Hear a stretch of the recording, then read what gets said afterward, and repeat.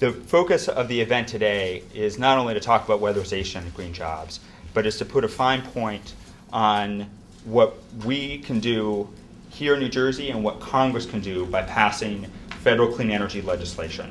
Energy efficiency should be front and center in the debate on energy. It's a little harder to see. It's the energy that escapes from our homes, it's energy from appliances that aren't as efficient as they could be. The bill as it stands right now will create over 12,000 jobs by 2020. If the bill is strengthened to have even more stronger energy efficiency provisions, it will create over 19,000 jobs.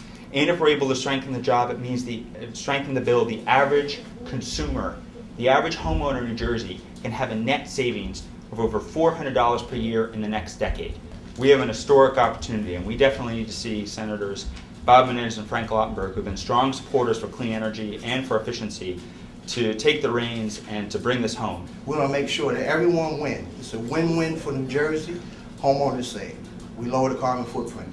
People go to work, so it's a win for our communities. And we also are very interested in creating pathways out of poverty. I can tell you from personal experience that as I go out and weatherize, that we're lowering house energy usage by 25, 30, sometimes 45%.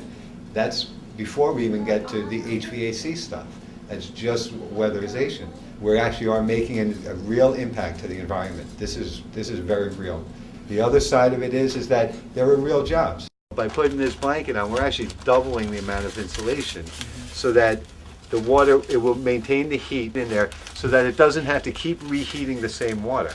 So in the morning you take your shower, it fills back up, heats up the water. By the time you get home at night, if you don't have enough insulation on your water heater, your water gets cold, and then it has to fire up at night. By insulating it, it will keep the water warm, so when you get home at night, you can take a warm shower without refiring the heater. This is actually, it's an older stock house, so you have what they call balloon framing. And these, when we got here, were all open conduits. So your air comes, when you heat air, it goes right up, and these empty into the attic. When we got here, you could literally look up into the walls in the first floor. So air is constantly going up there.